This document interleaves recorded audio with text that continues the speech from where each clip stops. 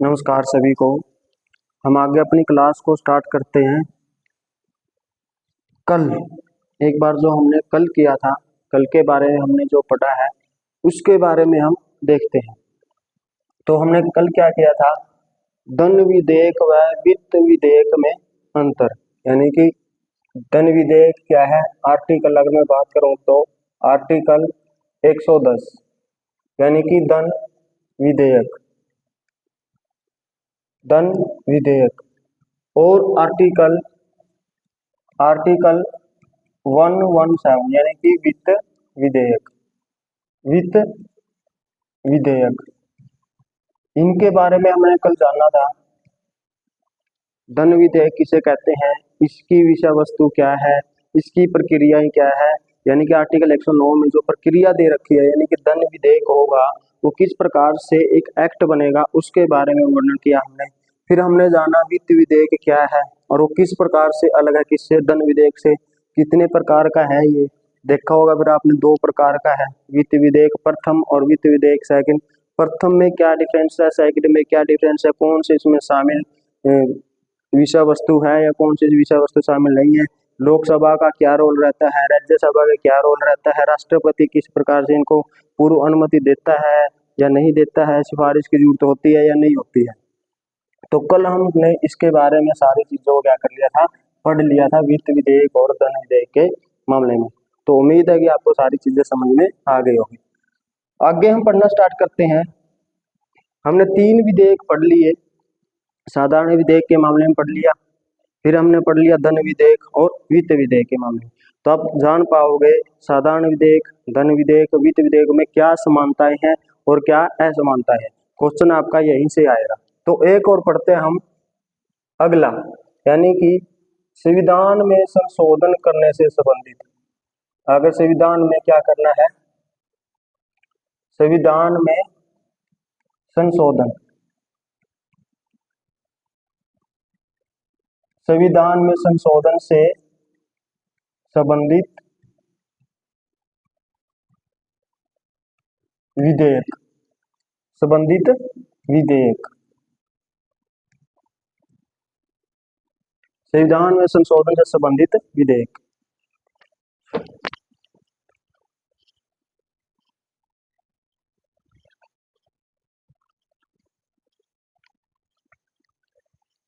किसके बारे में, अगर संविधान में क्या करना है, संशोधन करना है, उससे संबंधित विधेयक आता है, वो कहां पर लाया जाएगा, इसके ऊपर इसकी प्रक्रिया क्या रहेगी, ये पास कैसे होगा, वही बातें फिर लोकसभा का क्या रोल रहता है, राज्यसभा का क्या रोल रहता है, क्या संयुक्त अधिवेशन हो सकता है या नहीं हो सकता है, इन सब के बारे में जानेंगे। और ये किस प्रकार से अलग है साधारण विधेयक से, धन विधेयक से और वित्त विधेयक से, या किस प्रकार से समानता रखता है, तो उन सब के बारे में हम जानेंगे। तो बात करते हैं हम संविधान में संशोधन, यानी कि समझना कि आपने संविधान अगर क्या करना है। हमारा संविधान आपको पता है, हमारा एक देश है जो इंडिया है, उसका जो सारा का सारा शासन प्रशासन चलता है उसके लिए क्या है, संविधान है। संविधान के अकॉर्डिंग वो चलता है। जो किसने बनाया था, संविधान सभा ने बनाया था, 26 जनवरी 1950 को क्या हो गया, लागू हो गया। तो उसमें क्या करना है, संशोधन। देखो क्या है, जो 1950 में बना हमारा संविधान, उस समय की जो परिस्थितियां थी उन परिस्थितियों को ध्यान में रखते हुए क्या किया गया, सारे आर्टिकल जोड़े गए, यानी कि सारी बातें लिखी गई संविधान में। लेकिन जैसे जैसे क्या हुआ, संविधान सभा को पता था जैसे जैसे क्या होगा, समय बदलेगा, समय बदलेगा तो क्या होगी, जरूरतें भी बदलेगी, जरूरतें भी बदलेगी तो कानून भी बदलेंगे। तो इस वजह से क्या किया जा सके, संविधान में संशोधन किया जा सके, इसके लिए आपने क्या कर दिया, संविधान सभा ने भाग 20 और आर्टिकल 368 में क्या अधिकार दे दिया संसद को, वो क्या कर सकती है, संविधान में संशोधन कर सकती है। संशोधन का मतलब है चेंज करना किसी कानून में। और फिर इसके बाद क्या बन गए, सीमित पावर बन गई है संसद की। किसके बाद, एक वाद आपने पढ़ा, कौन सा, केशवानंद भारती वाद 1973 में। इसके तहत क्या कह दिया गया, देखो संसद को अधिकार तो है, राइट तो है क्या करने का, संविधान में संशोधन करने का, लेकिन क्या नहीं चेंज होना चाहिए, मूल ढांचा चेंज नहीं होना चाहिए, यानी कि संविधान का जो बेसिक जो स्ट्रक्चर है वो चेंज नहीं होना चाहिए। बेसिक स्ट्रक्चर कहीं पर भी संविधान में वर्णन नहीं किया गया है इसका, उसको समय समय पर कौन बताएगा ये बेसिक स्ट्रक्चर ये है या नहीं, और किसको पावर दे दी गई है? न्यायपालिका को वह क्या मिली हुई है? पावर मिली हुई है। आगे पढ़ेंगे जब हम, इसके बाद हमने क्या पढ़ना है? न्यायपालिका के बारे में ही पढ़ना है। तो संविधान में क्या करना है? संशोधन करना है, कुछ चेंज करना है। कौन कर सकती है? संसद कर सकती है। लेकिन क्या क्या नहीं होना चाहिए? मूल ढांचे में परिवर्तन नहीं होना चाहिए। 1973 में केशवानंद भारतीवाद में कह दिया गया। तो उससे संबंधित जो विधेयक होगा, उससे संबंधित क्या है, जो विधेयक होगा वो किस प्रकार से आएगा, किसमें लोकसभा में आएगा, राज्यसभा में, यानी कि उसकी प्रक्रिया क्या होगी, उसके बारे में हम जानेंगे। कहाँ पर दे रखा है संविधान में संशोधन करना है? तो भाग 20 में आर्टिकल 368 में कई बार ये पूछ लिया जाता है, जो संविधान में संशोधन करने से संबंधित जो पावर ली गई है वो कौन से देश से ली गई है? क्योंकि आपको पता होगा हमारे संविधान को क्या बोला जाता है? उधार लिया हुआ थैला। उधार लिया थैला का मतलब है भी हमने जब संविधान का निर्माण करे थी संविधान सभा, तो हमने बहुत सारे देशों का क्या किया? संविधानों को पढ़ा, और उनसे जो बातें सही लगी वो अपने इंडियन जो कॉन्स्टिट्यूशन है उसमें क्या कर लिया गया? शामिल कर लिया गया। तो दक्षिण अफ्रीका, दक्षिण अफ्रीका पहले मैं बता चुका हूं उसके बारे में, जब हमने कौन सी क्लास गई थी?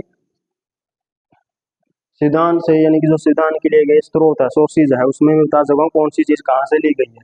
तो अब फिर एक बार और सुन लो क्या है, कहाँ से ली गई है? ये दक्षिण अफ्रीका से ली गई है। तो इसकी प्रक्रिया देखते हैं, ये संविधान में जो संशोधन होता है उसकी प्रक्रियाएं क्या है, किस प्रकार से वो आएगा? प्रक्रिया, संविधान में संशोधन से संबंधित प्रक्रिया क्या है? तो क्या होगा? ये किसी भी सदन में क्या किया जा सकता है? पेश किया जा सकता है। पहले तो क्या हो, किसी भी सदन में, किसी भी सदन में पेश किया जा सकता है, पेश किया जा सकता है, किया जा सकता है। यानी कि ये किस किस समानता रखता है? इसमें जो साधारण विधेयक है उस प्रकार की समानता रखता है। लेकिन किससे अलग हो जाता है इस मामले में?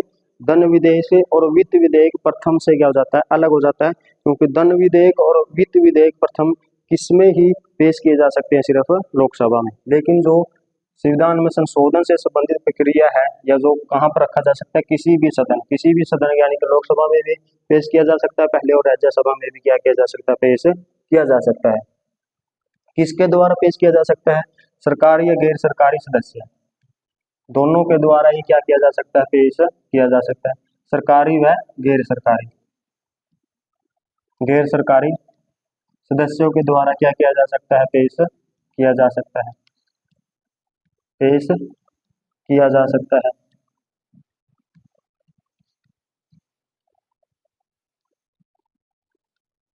पेश किया जा सकता है। और क्या है? ये मैं आपको बता सका हूँ, सरकारी सदस्य कौन से होते हैं और गैर सरकारी सदस्य कौन से होते हैं। सरकारी यानी कि जो मंत्री होते हैं, गैर सरकारी जो मंत्री नहीं होते हैं। और क्या है? अगर संविधान में क्या करना है? संशोधन करना है, तो जो क्या किया जाएगा? जो विधेयक पेश किया जाएगा वो राज्य की विधानसभा में नहीं आ सकता, राज्य की विधानसभा में पेश नहीं किया जा सकता, पेश नहीं किया जा सकता। यानी कि यहाँ से क्या समझे आप? जो हमारे पावर दी गई है संविधान में संशोधन करने की, वो पावर किसको है? सिर्फ संसद को, यानी कि पार्लियामेंट को क्या दी गई है? पावर दी गई है। इससे आप देखते हो फिर क्या है, जो हमारा एकात्मक शासन प्रणाली की ओर ज्यादा बढ़ता है, यानी कि एकात्मक स्वरूप हमारा ज्यादा देखते हैं हम किसमें? जब संविधान में क्या करना है? संशोधन। राज्य की जो विधानसभा है वहां पर विधेयक पेश नहीं किया जा सकता। कहाँ पर किया जा सकता है? सिर्फ संसद में। और संसद में कहाँ? किसी भी सदन में पेश किया जा सकता है। तो इसमें लोकसभा और राज्यसभा की क्या पावर होगी? लोकसभा व राज्यसभा की क्या होती है? समान पावर होगी। क्या होगी? समान पावर, यानी कि समान क्या होगी? शक्ति। समान शक्ति का मतलब क्या है? दोनों ही सदनों से क्या होना चाहिए? अलग अलग व्यक्तिगत तरीके से क्या होना चाहिए? पास होना चाहिए।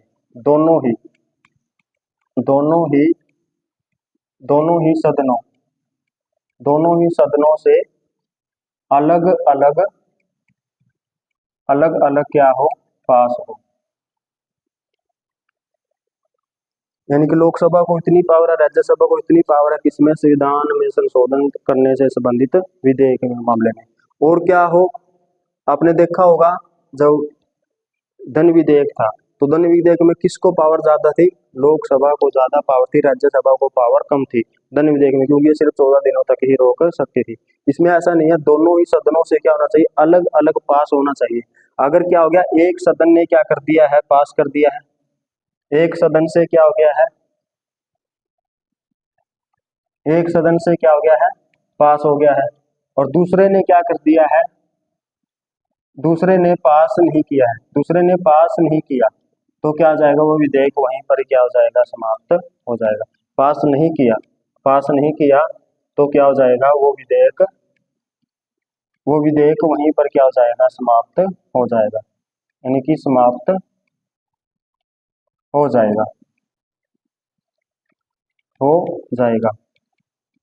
अगर एक सदन से पास हो गया और दूसरे सदन ने, न मान लीजिए लोकसभा से पास हो गया, राज्यसभा ने पास नहीं किया है, तो क्या हो जाएगा, वो समाप्त हो जाएगा।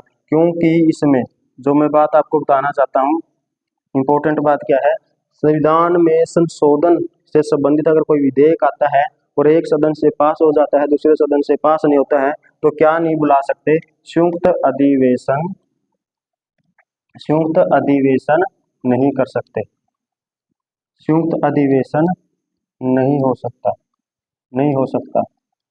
आपने देखा था क्या था,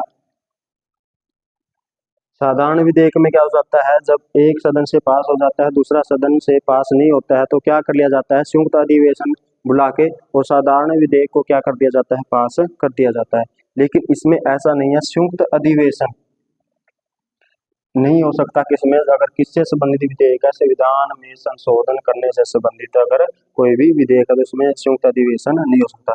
आपने देखा होगा संयुक्त अधिवेशन यानी कि आर्टिकल 108, आर्टिकल 108 में क्या दिया गया है, संयुक्त अधिवेशन के बारे में बताया गया है। संविधान, यही क्वेश्चन आया, क्वेश्चन पूछ लिया गया इस प्रक्रिया से, यानी कि आर्टिकल 368 से संबंधित क्या, कौन से तथ्य सही है और कौन से तथ्य गलत है, तो इसमें से आप बता दोगे क्या किया जा सकता है, दोनों को समान पावर है, तो उत्तर है हाँ। दोनों ही सदनों से क्या होना चाहिए, अलग अलग पास होना चाहिए, हाँ।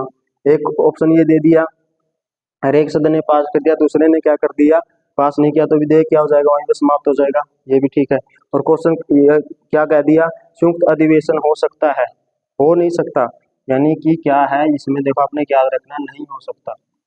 क्वेश्चन ऐसे ही डालते हैं, ऐसा ही क्वेश्चन आया एक 2018 में, 2018 का जुलाई में ऐसा ही क्वेश्चन आया, किससे संबंधित, आर्टिकल 368 से संबंधित।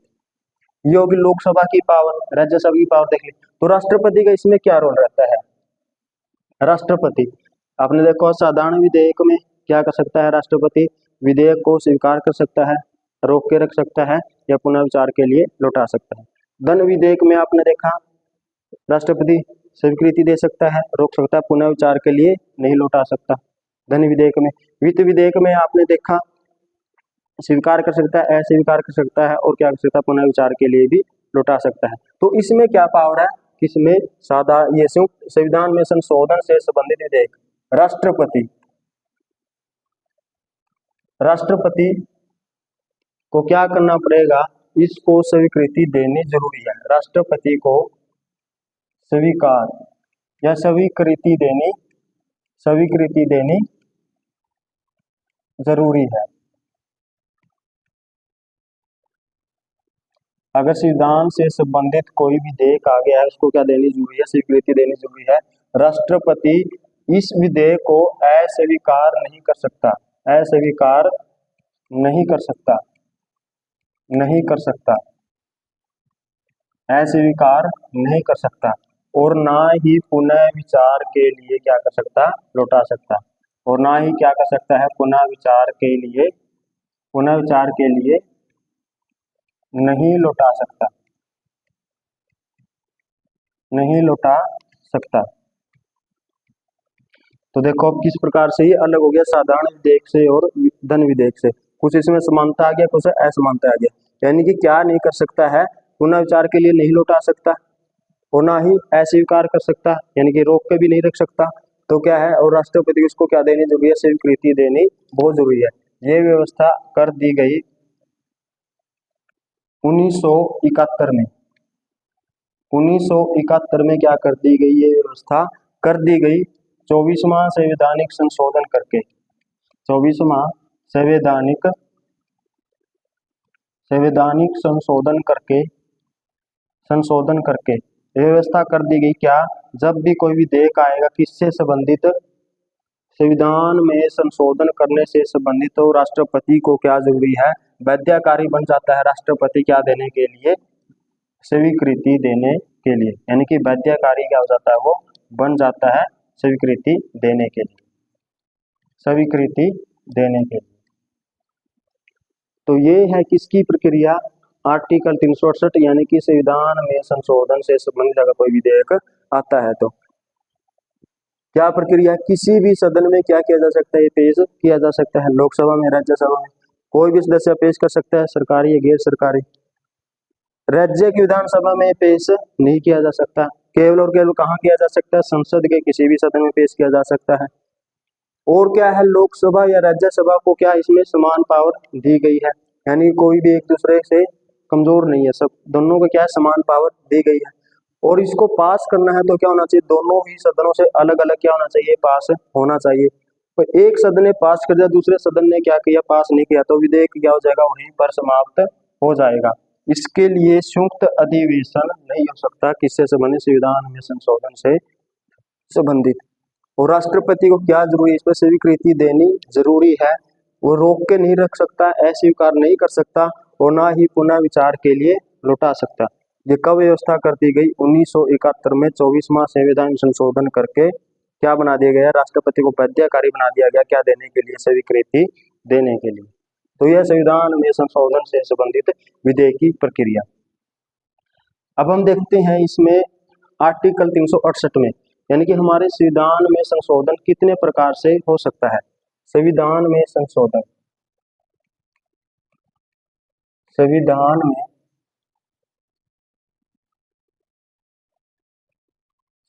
में संशोधन,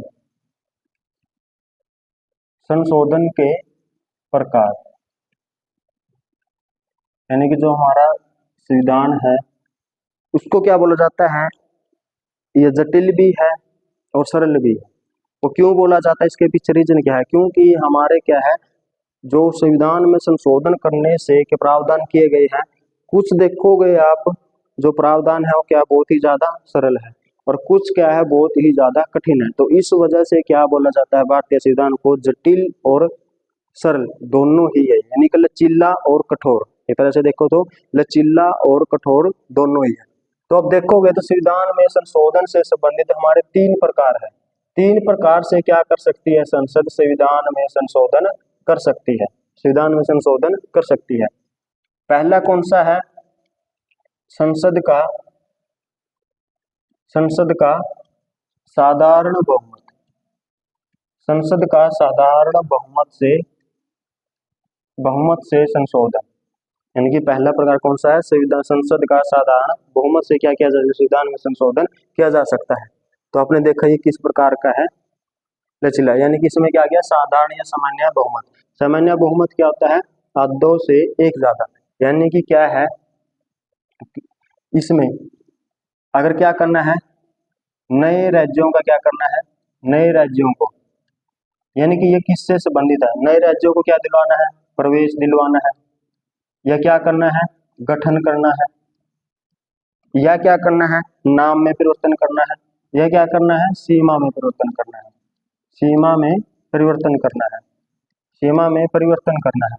तो ये किससे संबंधित है, संसद का साधारण बहुमत से इसको क्या किया जा सकता है, आसानी से किया जा सकता है। यानी किसी भी नए राज्यों को क्या दिलवाना, प्रवेश दिलवाना है। ये वीडियो में समझा चुका हूँ आपको पहले ही वीडियो में, यानी कि जब हमने क्या स्टार्ट किया था, संविधान का भाग 1, उसमें आर्टिकल आपने पढ़े होंगे, आर्टिकल 2 व 3, आर्टिकल 2 व 3 में किसके बारे में बताया गया है, राज्यों का प्रवेश, गठन, नाम या सीमा में परिवर्तन करना है। तो किस प्रकार से किया जा सकता है, संसद के साधारण बहुमत से क्या किया जा सकता है, परिवर्तन किया जा सकता है। हमारे संविधान में कितना है, 3 प्रकार से क्या कर सकते हैं, हम संविधान में संशोधन कर सकते हैं। तो पहला प्रकार क्या है, संसद का साधारण बहुमत। इसमें कौन से मामले आते हैं, जब क्या करना है, नए राज्यों को प्रवेश दिलवाना है, गठन करना है, नाम में परिवर्तन करना है, सीमा के परिवर्तन करना है, नहीं किसी भी राज्य का नाम बदलना है वो आ जाएगा, सीमा का परिवर्तन करना है, नहीं क्षेत्र में परिवर्तन करना है, तो कौन कर सकता है, संसद को पावर, कैसी पावर है, साधारण बहुमत से। साधारण बहुमत क्या है, 50% से ज्यादा हो, यानी कि साधारण बहुमत क्या होगा, उस दिन मान के चलो किसी भी राज्य को प्रवेश दिलवाना है, यानी कि जो भारत का क्षेत्र है उससे संबंधित और नए राज्यों को क्या करना है, भारत में शामिल करना है, ये अधिकार है, शामिल हम कर सकते हैं। हमको क्या है, हम किसी दूसरे राज्यों को नहीं दे सकते, बल्कि क्या कर सकते हैं, अन्य जो राज्यों से क्षेत्र ले सकते हैं। तो इसमें क्या है, तो इसके लिए क्या क्या करना होगा, बहुमत यानी कि संशोधन करना पड़ेगा, और वो कैसा होगा, साधारण बहुमत। साधारण बहुमत किसे कहते हैं, जब उपस्थित व मतदान मतदान करने वाले मतदान करने वालों का 50% से अधिक हो। कैसे, मान के चलो 17 मई है, 17 मई को क्या करना है, किसी भी राज्य को प्रवेश दिलवाना, नए राज्यों को, तो क्या होगा, उस दिन उपस्थित, यानी कि देखो क्या है, संसद में सदस्य है, आपने पढ़ लिया, लोकसभा में अलग है, राज्यसभा में अलग है। वर्तमान की स्थिति कितनी है, 543 तो किसके हैं, वर्तमान में लोकसभा के हैं, और राज्यसभा के कितने हैं, 245 किसके हैं, राज्यसभा के। तो इसमें क्या है, अगर लोकसभा से पास होना है, तो मान के चलो उस दिन उपस्थित, सारे के सारे उपस्थित नहीं होते हैं, 543 के 543 नहीं आते हैं, तो मान के चलो कितने आए, 400 आए, तो उसमें का कितना, 50% से अधिक, 50% 2 से भाग करेंगे, यानी कि अगर 201 ने भी क्या कर दिया है, सहमति दे दी है, तो क्या मान लिया जाएगा, वो संसद का साधारण बहुमत। इसी प्रकार से किसमें, राज्यसभा में, यहाँ से पास होने के बाद कहाँ जाएगा, राज्यसभा में। देखो मैंने बता दिया है, संविधान में संशोधन से संबंधित क्या होगा, लोकसभा राज्यसभा की समान पावर होगी, और दोनों ही सदनों से क्या होना चाहिए, अलग अलग पास वो होना चाहिए। अब राज्यसभा में चला जाएगा, राज्यसभा में भी उस दिन कितने आए, मान के चलो 150 आए, तो 150 में से 50% से क्या लेना है, यहाँ पर भी अधिक लेना है, तो यानी कि 76 ने क्या कर दिया है, अगर सहमति दे दी है, तो क्या मान लिया जाएगा, वो संसद का साधारण बहुमत होगा। इसमें याद क्या रखना है, ये जो 3 प्रकार है, ये आर्टिकल 368 में नहीं दिया गया है, यानी कि ये जो संविधान में संशोधन से संबंधित साधारण बहुमत है, आर्टिकल 368 में नहीं है, आर्टिकल 368 में नहीं है, तो फिर ये कहां पर है, आर्टिकल 2 और 3 में इसका क्या किया गया है, वर्णन किया गया है। प्रकार क्या है, 3 है, संसद का साधारण बहुमत, लेकिन ये आर्टिकल 368 में नहीं है, कहां पर है, आर्टिकल 2 और 3 में ये दिया गया है। तो 2 प्रकार जो बच गए हैं, तो 2 प्रकार कहां पर दिए गए हैं, आर्टिकल 368 में, आर्टिकल 368 में।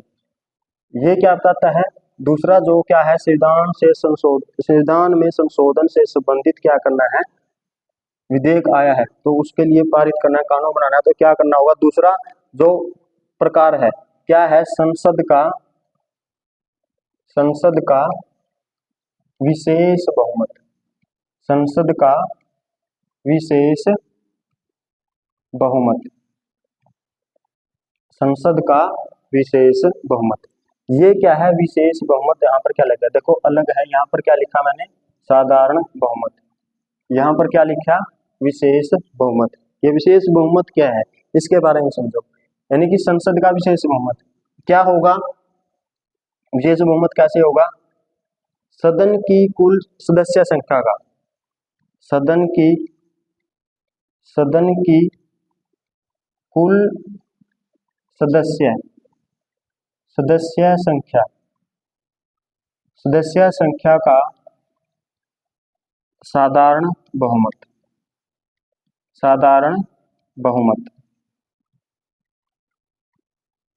सदन की कुल सदस्य संख्या का साधारण बहुमत। सदन यानी कि क्या हो जाएगा, सदन यानी कि अगर लोकसभा है, लोकसभा में कितने सदस्य हैं? 543। इस 543 का साधारण बहुमत का मतलब कि 50% से अधिक, ये हो गया। प्लस इतना ही नहीं, प्लस क्या होगा? उपस्थित, उपस्थित व मतदान, उपस्थित व मतदान, मतदान करने वालों, करने वालों सदस्यों का 2/3 यानी कि 2/3 बहुमत, उसको हम क्या बोलते हैं? संसद का विशेष बहुमत। यानी कि उसको हम क्या बोलते हैं? संसद का विशेष बहुमत। अगर क्या करना है? संविधान में संशोधन करना है, किसमें संशोधन करना है? या तो आपने संशोधन करना फंडामेंटल राइट्स में, यानी कि मौलिक अधिकारों में, मौलिक अधिकारों में, मौलिक अधिकारों में, या आपने संशोधन करना है डीपीएसपी में, राज्य की नीति के निदेशक तत्व, ये हम पढ़ चुके हैं। इनमें अगर संशोधन करना है तो किस प्रकार से होगा? संसद का विशेष बहुमत से ही क्या किया जा सकता है? क्या किया जा सकता है? संशोधन किया जा सकता है। तो संसद का विशेष बहुमत है क्या? सदन की, सदन की कुल सदस्य संख्या, यानी कि कुल सदस्य संख्या कितनी है? 543 है, उसका साधारण बहुमत, साधारण बहुमत यानी कि आधों से एक ज्यादा, प्लस और साथ में क्या चाहिए? उपस्थित, उपस्थित मान के चलो उस दिन 400 आए उपस्थित, और उसमें से मतदान मान के चलो 300 ने डाला, करने वालों का कितना? 2/3 यानी कि 2/3 जितना ये आंकड़ा आएगा उसको हम बोलते हैं संसद का विशेष बहुमत। ये कहां पर दी गई है प्रक्रिया है? आर्टिकल 368 में प्रक्रिया दी गई है। एक प्रकार और क्या है? तीसरा जो प्रकार है, इसमें क्या होगा? संसद का, संसद का विशेष बहुमत, संसद का विशेष बहुमत प्लस आधे राज्यों के, आधे राज्यों का साधारण बहुमत, आधे राज्यों का साधारण बहुमत, आधे राज्यों का क्या? साधारण बहुमत। हमने पढ़ा, देखो क्या है, संविधान में संशोधन से संबंधित प्रकार, 3 प्रकार है। पहला कौन सा? साधारण बहुमत। साधारण बहुमत आप समझ गए क्या होगा? उपस्थित व मतदान करने वालों का 50% से अधिक हो जाएगा तो उसको हम बोलते हैं साधारण बहुमत। इसमें क्या किए जाते हैं? किसी राज्य का नाम में परिवर्तन करना है, प्रवेश दिलवाना, गठन करना है, सीमा परिवर्तन करना, तो वो मामले किससे निपटा लिए जाते हैं? संसद के साधारण बहुमत से। ये कहां पर दिया गया है? आर्टिकल 2 व 3 में, आर्टिकल 368 में नहीं है। आर्टिकल 368 में 2 अन्य प्रकार है जो बच गया। कौन से है? एक तो है संसद का विशेष बहुमत, अगर किसी में संशोधन करना है, फंडामेंटल राइट है जो हमारे, उसमें संशोधन करना है, या डीपीएसपी में संशोधन करना है, तो किस प्रकार से होगा? और संसद का विशेष बहुमत होगा। वो विशेष बहुमत क्या है? सदन की कुल सदस्य संख्या का क्या हो? साधारण बहुमत हो, प्लस उपस्थित व मतदान करने वालों का 2/3 हो, उसको हम बोलते हैं विशेष बहुमत। और क्या है तीसरा प्रकार? अगर क्या करना है? संस आगे, यानी कि इसमें जो मामले आ जाते हैं, अगर राष्ट्रपति के, यानी कि राष्ट्रपति के निर्वाचक मंडल, राष्ट्रपति का जो क्या है? निर्वाचक मंडल, निर्वाचक मंडल वह प्रक्रिया में क्या करना है? बदलाव करना है, तो कौन सा होगा? किस प्रक्रिया से होगा वो? संसद का विशेष बहुमत। विशेष बहुमत आप समझ गए, ये या इतना तो होगा ही होगा, और साथ में क्या होगा?